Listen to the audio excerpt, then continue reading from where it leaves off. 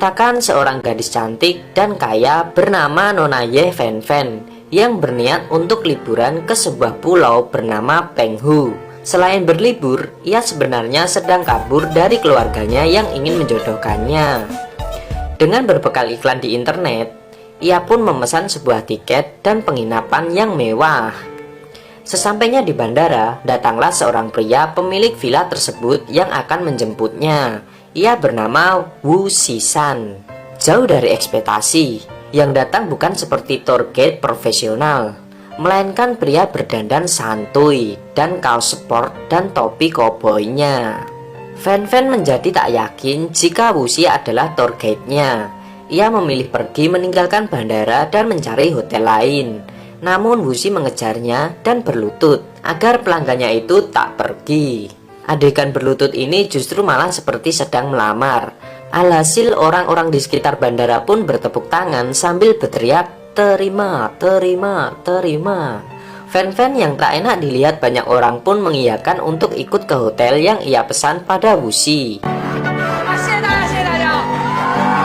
Jauh dari kata mewah seperti yang internet katakan, ia dijemput dengan mobil pick up tanpa AC. Jadi anginnya ya dari pantai, sepoi-sepoi gitu. Dan karena tak ada radio di mobilnya, Wusi pun bernyanyi sebagai pengiring perjalanan menuju hotel. Ternyata untuk menuju hotel, mereka harus naik kapal dulu. Ia pun berpikir akan naik kapal yang besar dan mewah. Lagi-lagi ia dibuat kecewa karena ternyata kapalnya sangat kecil, persis untuk nelayan. Itu mah bukan kapal, tapi perahu. Fen Fen pun sampai mabuk laut. Nasib apesnya tak sampai di situ. Bukan hotel mewah yang ia dapatkan, melainkan sebuah rumah kayu tua yang rapuh. Ia pun yakin telah ditipu iklan palsu dari internet. Namun karena hari sudah menjelang sore, ia terpaksa menginap di rumah reyot itu. Dia disambut oleh anak asuh Wusi yang bernama An dan juga papanya. Saat Fen Fen diantar ke kamarnya, nasib buruk masih terus menimpanya. Dimulai dari kunci kamar yang rusak, membuat ia harus geret-geret lemari agar bisa menutupnya, hingga kamar mandi yang berisi kepiting. Fen Fen masih berusaha agar bisa mandi. Ia pun segera mencari kamar mandi umum dengan merambat-rambat di atap dan melompat masuk ke kamar mandi itu. Tak disangka, ternyata ada Wusi yang sedang pup di sana. Gagallah rencana mandinya malam itu.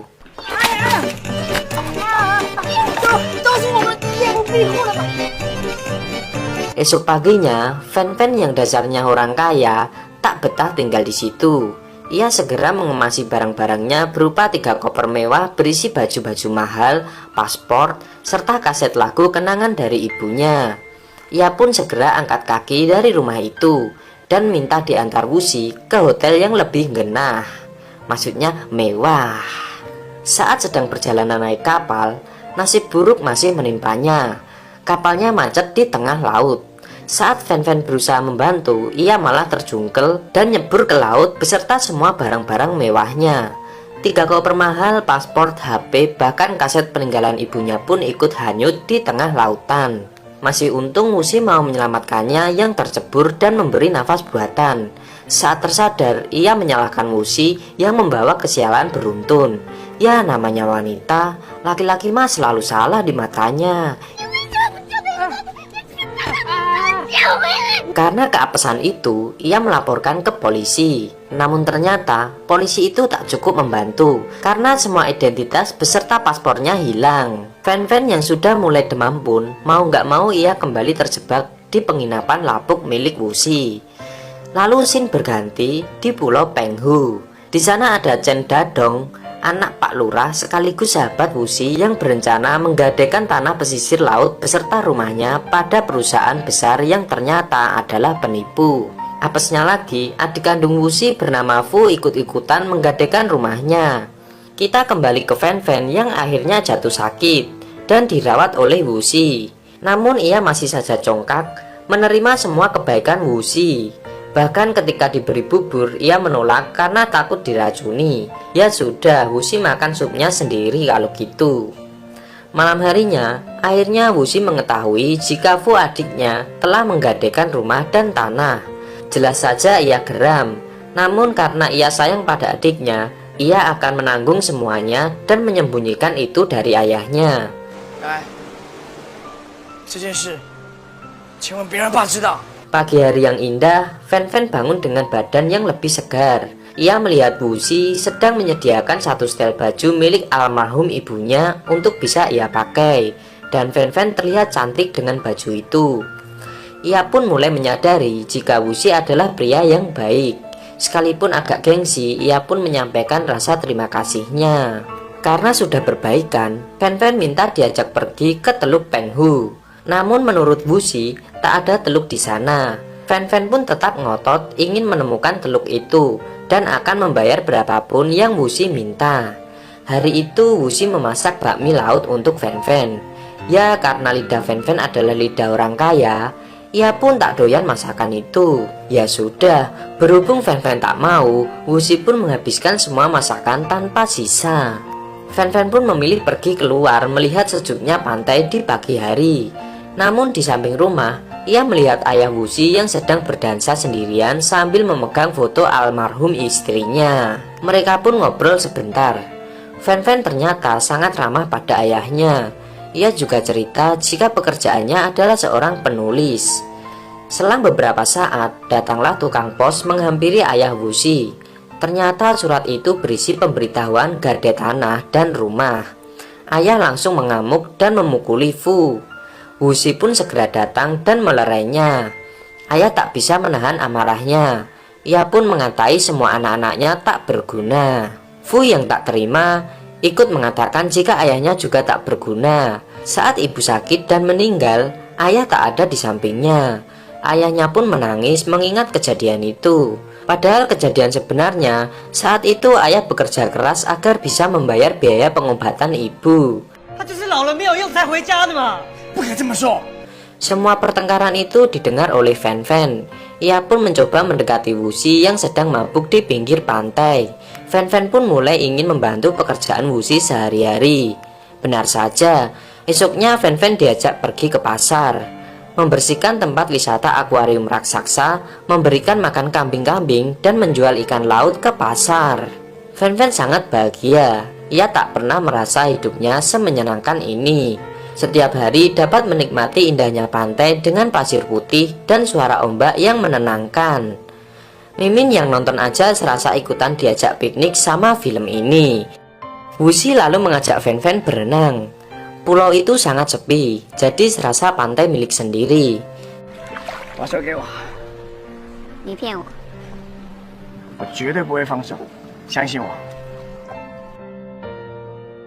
Setelah asyik berenang, mereka mengunjungi bukit yang dapat melihat teluk berbentuk dua hati yang terkunci.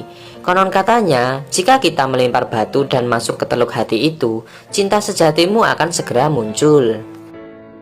Saat dalam perjalanan pulang, mereka melewati sekumpulan orang yang sedang syuting di acara televisi Biro Jodoh. Jadi sutradara mendatangkan 4 gadis cantik yang akan dicomblangkan dengan 4 pemuda tampan di pulau itu. Sayangnya di pulau itu tak ada satupun pria tampan yang memenuhi kriteria. Coba lihat saja pria-pria ini. Namun saat sutradara melihat Wuxi dengan perawatan maskulinnya, ia pun langsung meminta Wuxi ikut di acara Biro Jodoh tersebut. Ya karena Wuxi membutuhkan uang, ia pun menerima tawaran itu. Acara syuting Biro Jodoh pun dimulai. Ada 4 pasangan yang akan ditandingkan kecocokannya.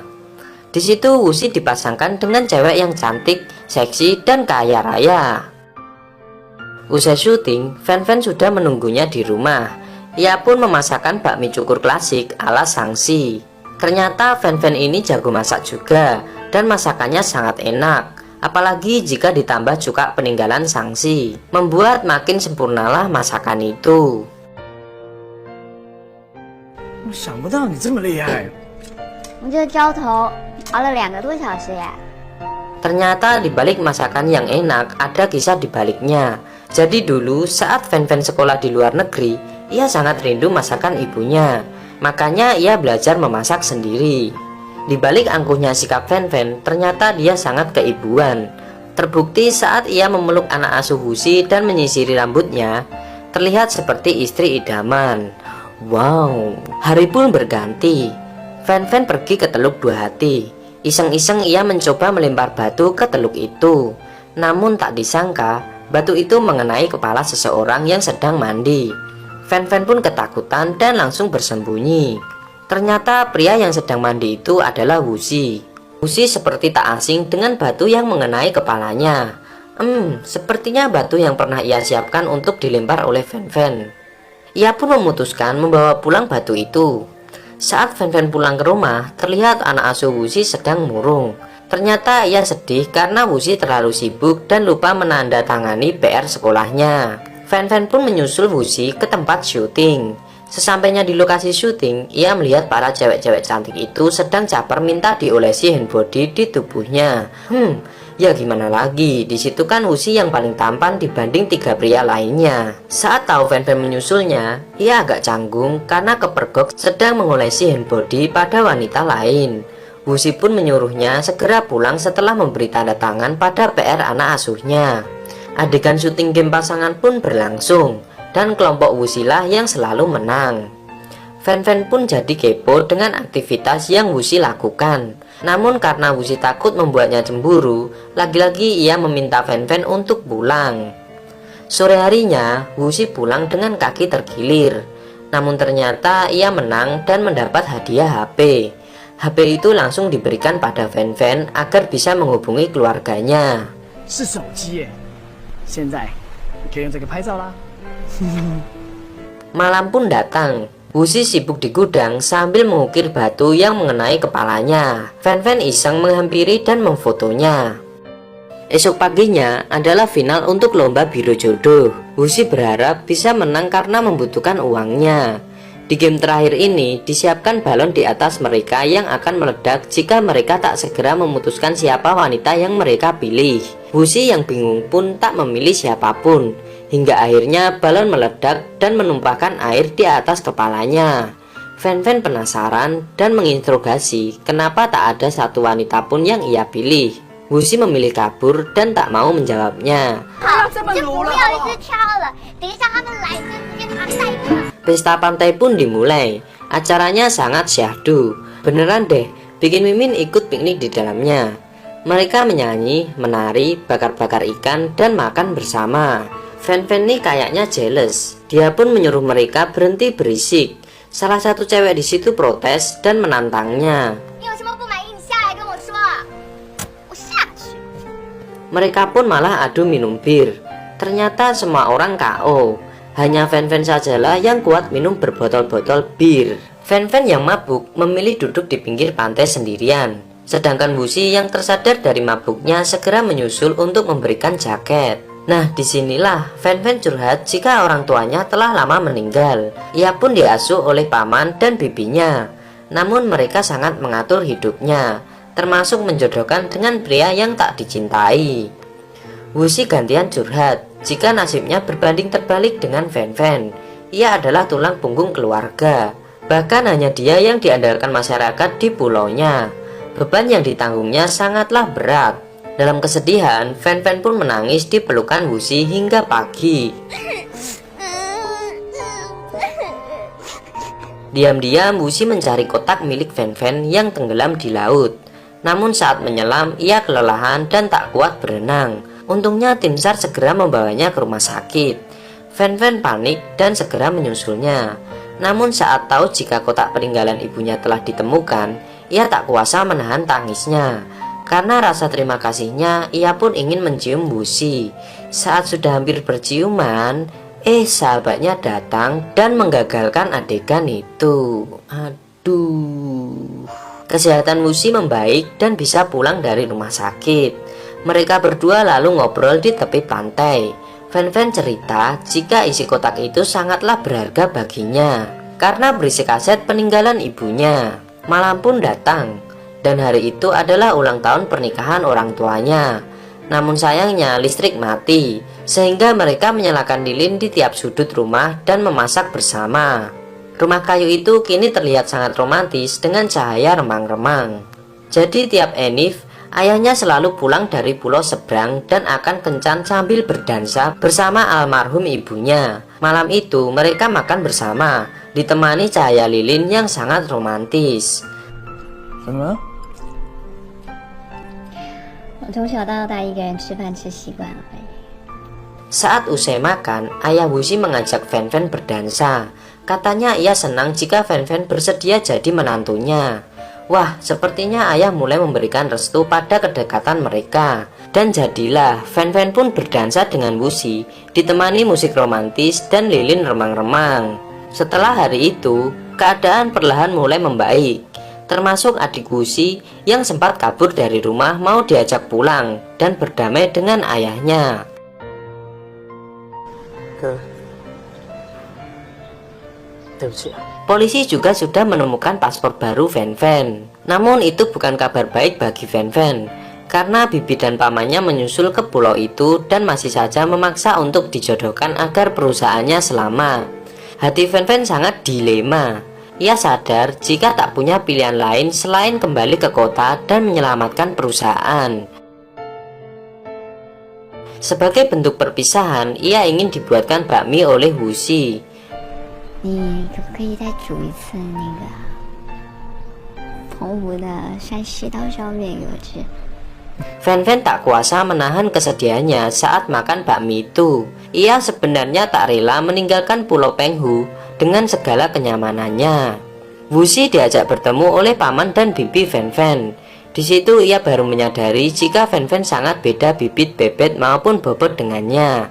Fanfan adalah pewaris perusahaan yang sangat kaya. Ditambah ia sempat kenalan dengan tunangan Fanfan yang sempurna. Paman dan bibi menginginkan Wusi menjauhi Fanfan dengan imbalan uang tak terhingga. Wusi yang merasa sangat direndahkan pun menolak tawaran itu. 我不要你的钱。 Malam itu, Wusi marah dengan Fanfan karena menilai semua kebahagiaan hanya soal uang, dan uang saja. Dengan penuh kesedihan, Fanfan memutuskan kembali ke kota. Wusi begitu sedih melihat Fanfan dijemput oleh tunangannya dan mereka akan segera menikah. Ditambah sahabatnya memberi kabar jika rumah dan tanahnya akan disita oleh bank karena tak bisa membayar tagihan. Dan sahabatnya malah menerima uang pemberian keluarga Fanfan yang berarti harga dirinya telah diinjak-injak. Wusi masih berusaha memperjuangkan cintanya. Ia berusaha mengejar Fanfan di bandara. Sayangnya ia terlambat. Akhirnya ia hanya bisa titip memberikan kotak kenang-kenangan lewat pramugari. Saat dibuka, ternyata isi kotak itu adalah batu yang pernah Fanfan lempar di Teluk Cinta, yang kini dibelah dua dan diukir janji mereka. Hari demi hari pun berlalu. Wusi berusaha menjalani kehidupan normalnya tanpa kehadiran Fanfan. Ia juga harus meninggalkan rumahnya yang disita bank dan hanya tinggal di pinggir laut. Agar bisa bertahan hidup, kini ia berjualan bakmi. Sedangkan Fanfan, ia baru saja meluncurkan buku berjudul Teluk Penghuku dan diambil dari kisah nyata. Berita penerbitan buku itu pun sampai di telinga penduduk Pulau Penghu. 我们之间有一个约定，请问你还记得我们的约定吗？林州嘛，我已经等得很不耐烦了。 Mereka pun mendukung Wusi untuk menjemput cintanya dan film pun tamat.